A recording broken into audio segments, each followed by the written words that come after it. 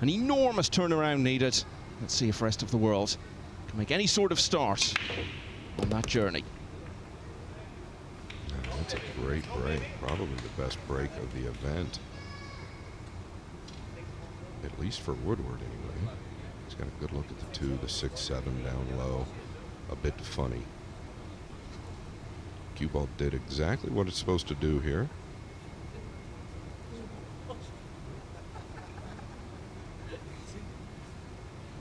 Depending on how straight this is, we'd love to have some type of slide angle where the cue ball's coming just below the right side, but maybe it goes above the right side. Either way, it's going to be forced to go forward. The 3 does not play in the upper left past the pink 4.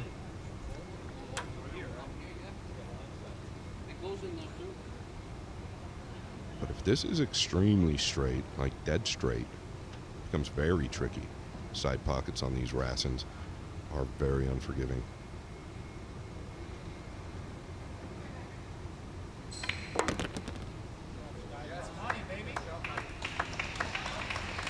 And a sweet strike right there.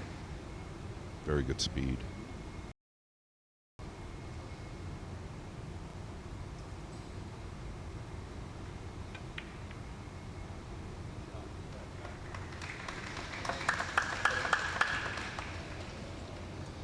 So Manus does get to the table. He's won all 3 of his racks in these team matches so far, including the clincher last night when it went hill-hill and he saw Francisco Sanchez Ruiz. He's also won his only singles and both of his doubles. Yeah, going to the air here. He's proven he can do it. And nice solid hit. Sky gonna get it, man. Once again, the balls always seem to finish a little funny.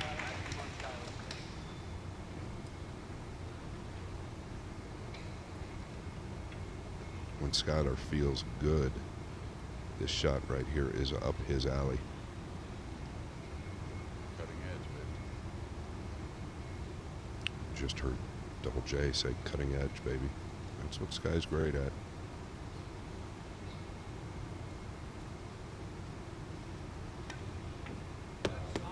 Sweet hit. I gotta feel like this was really necessary for Woodward to win this rack.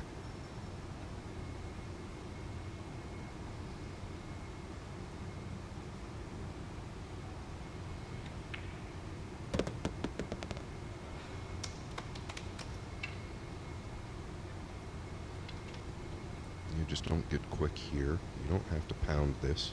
Nice and smooth. 2 rails out.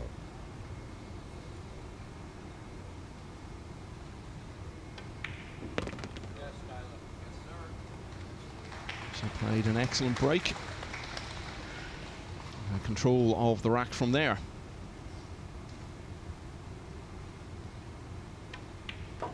Skylar Woodward takes the opening rack of the team match on night 3 here in Manila.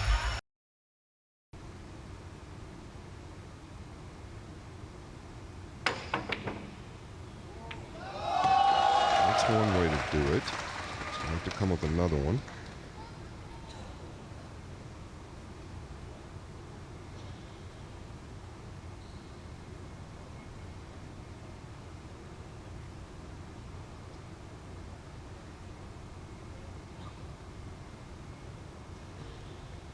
Slight elevation here, probably because the lower right corner is a problem. He's going to get away with this. Well, might have spoke too soon again.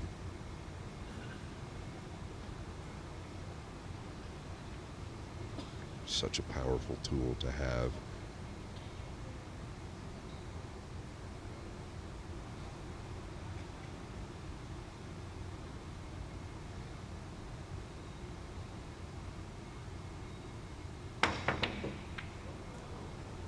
Some way out with that one. He's not got away with it.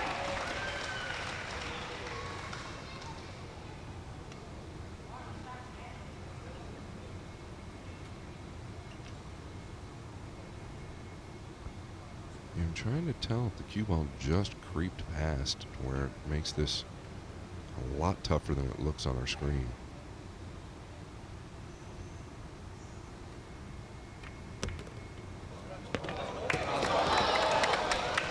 Like a magic trick, I will make 3 balls disappear.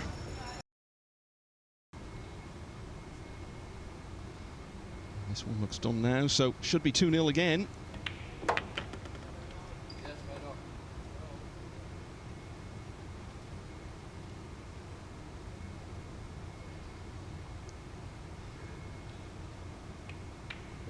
Federgorst does indeed take the rack against Wong Kwok Wang.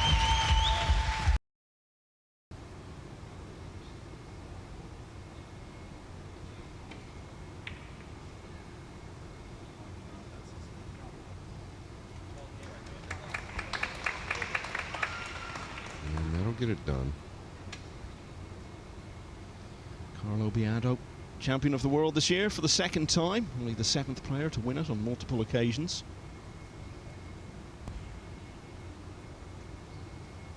He had 1 match so far this year outside these team contests.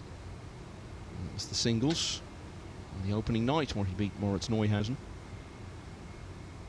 Yeah, kicking to the right long where I'd like to hold the cue ball, get distance on the 2. Well, how about turning the 6 on? He's going to make the 2 behind it as well.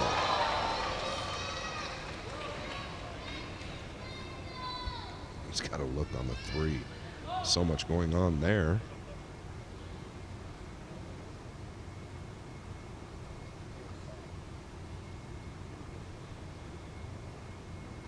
No shot clock. No shot clock.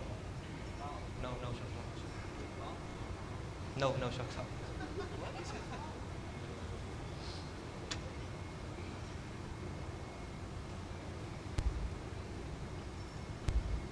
Watch the lower right corner here for the scratch. Oh wow, he power drew it clean off the 4. It's going to lay up on the left side.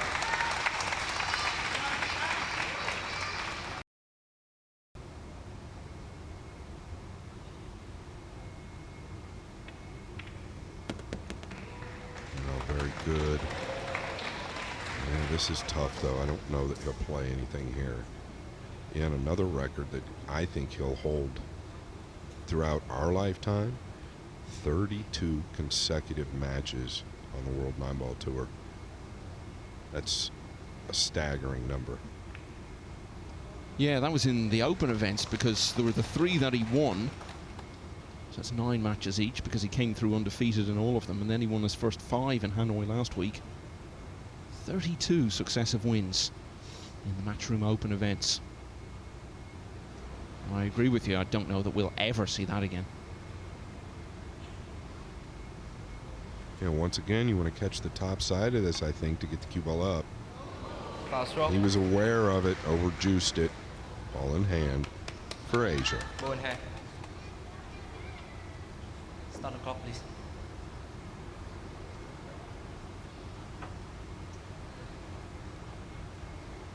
I just don't really know about the pace of that kick either.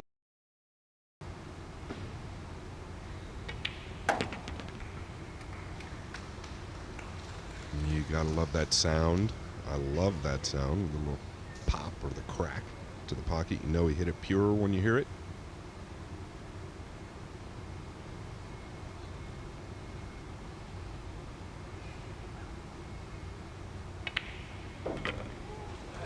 Good signs for Yap. Bad signs for Team Rest of the World. Yeah, it's going to be the first rack that he's won in these team matches, which have been starting us off on each of the first 3 nights here. So ball in hand did prove decisive.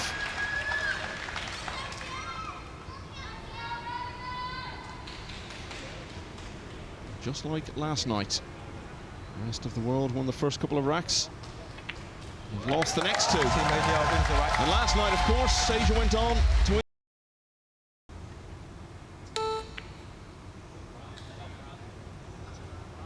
Caught the 2 quite a bit too full there.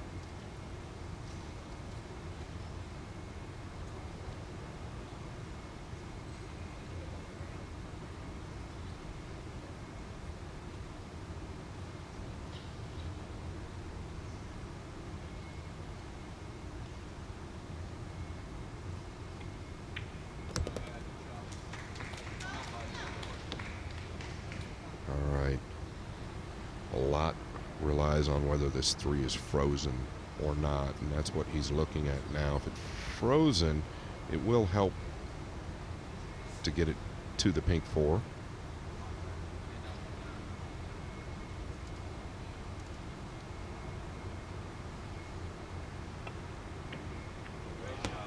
Yeah, 2 really nice hits from FSR. Could he be the guy that recognizes he needs to step it up on and off the table with his team?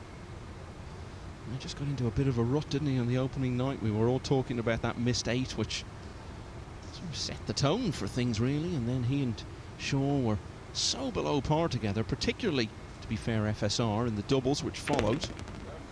And of course, in this format, you might not get the chance to do a great deal about it for some time, because he's not played a singles or doubles since early on the first night. Limited to being involved in these team matches since then.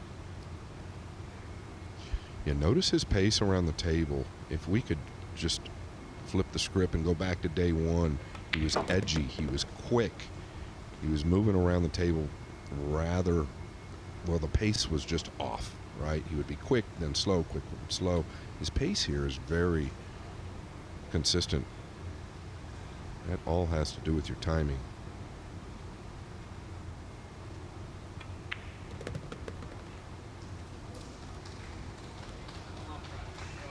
Yeah, maybe FSR is back. Seems to have the demeanor of a man with a point to prove. He's come in for a lot of criticism so far in this Reyes Cup.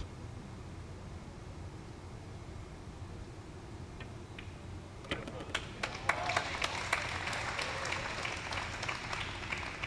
as we were saying, having been pegged back from 2-0 up to 2-all last night, the rest of world then fell behind. A different story tonight. Francisco Sanchez Reyes gets the better of Johan Chua. It's a little weak. We might get to see that stroke now because he might have to go forward.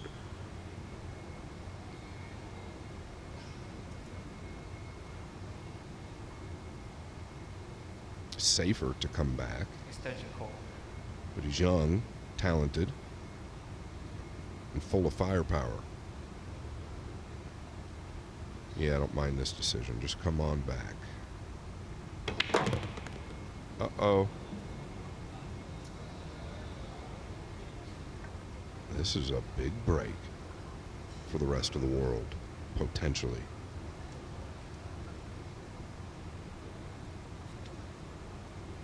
Q-tip came up on that shot.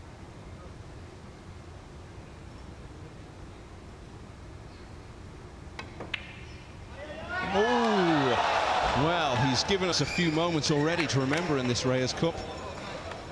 Might have been the biggest of them all.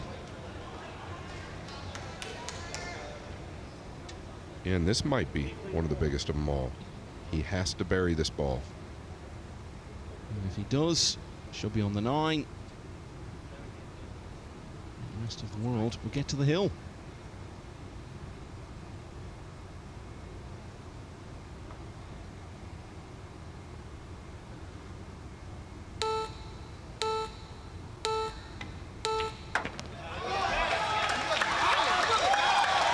Well, there's been some criticism of Skylar Woodward this week, but you can't ask more than what he's done in this team match.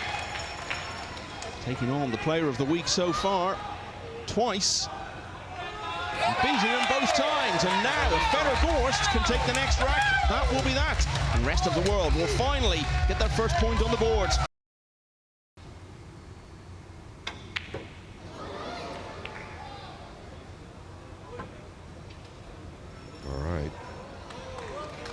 Shaw going to have a look, or did they get lucky again?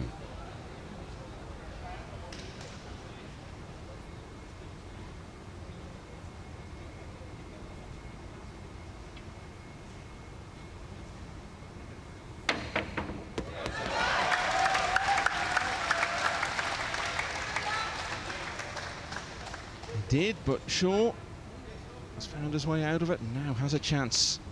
Appropriately, you might say, given his standing and history in these team events, finally deliver the first point for the visitors. Yeah, he'd like to play the pink off the edge of the 5, so into the left long rail. Concern here, maybe he's getting the cue ball back over where it's at now for the 5, if he gets it down. Oh, he caught the 5 going in. I thought he'd play it into the rail first and off the 5. Looked like once he got down on the ball, Michael, he just got real quick and a little indecisive. That ball didn't go clean.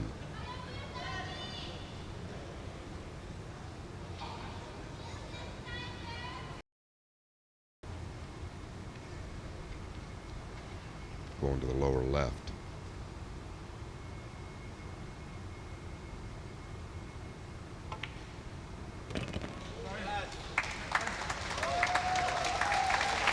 This is bad news for the rest of the world. Shaw missed the 4. Gorst missed the 3.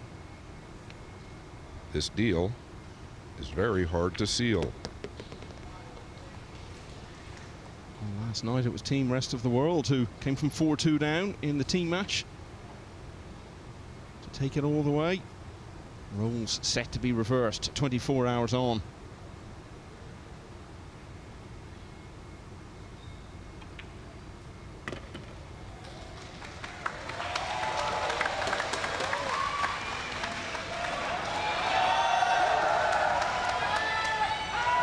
Getting his compatriots going. For the second time tonight, Carlo has defeated Jason Shaw.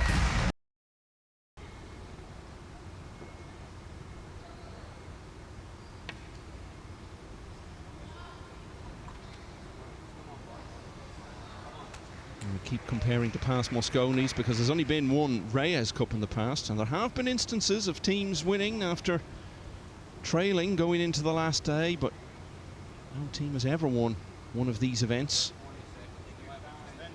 having trailed by more than 3 points going into the last day. So rest of the world, if they're to have any hope, are going to need a sensational day today. And to that end, you feel if there's to be any hope at all for them, well, it's Neihausen. He's just got to win this rack. Yeah, he's got to put the big boy britches on. The 8 will help the cue ball. Just bury this.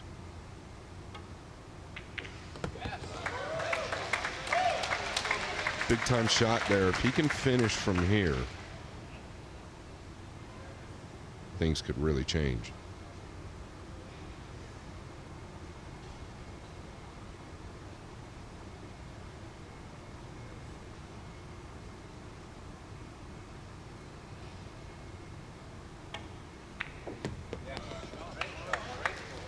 Extremely sweet.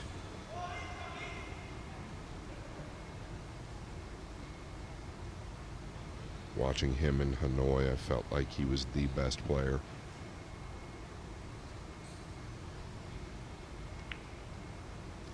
Yeah, it looked like he was going to be the champion as well. He was definitely the favourite going into the final against Pius Labutus and got off to a decent start. And then Labutus just went on an absolute rampage and never got caught.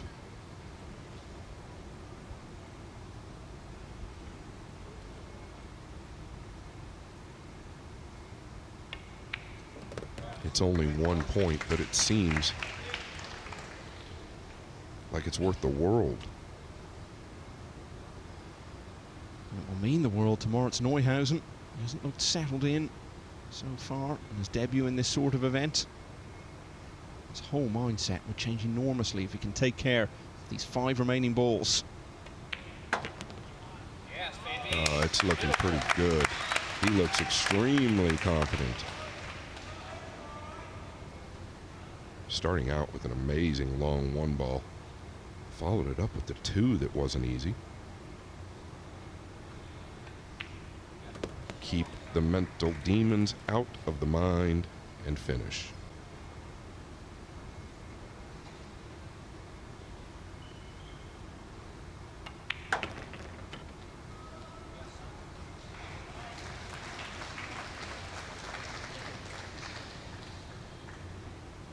It's the 4th Hill already in this year's Reyes Cup.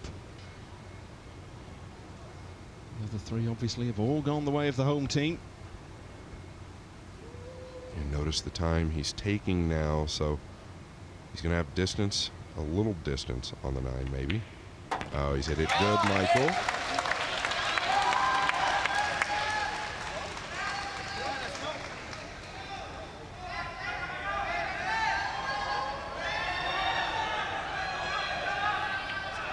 JJ is jumping for joy because his team have finally got one on the board.